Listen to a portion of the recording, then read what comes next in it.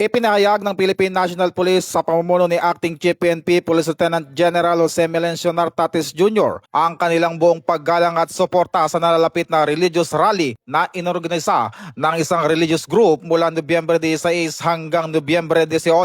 Sa naturang pagtitipon, 15,000 pulis ang ide-deploy sa pangunahing lugar kabilang ang EDSA Shrine, Senate of the Philippines, People Power Monument, House of Representatives, Quirino Grandstand, Liwasang Bonifacio, at iba pang observation posts at border control points sa Metro Manila.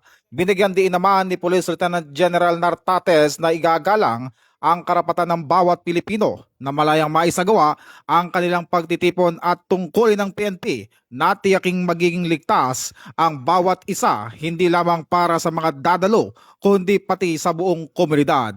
Hinikayat naman ng PNP ang publiko na sumunod sa mga patakaran at makipagtulungan sa mga itinilagang security personnel at maging responsable sa pakikilahok upang maging maayos at ligtas ang naturang religious rally para sa lahat ng dadalo sa naturang pagtitipon.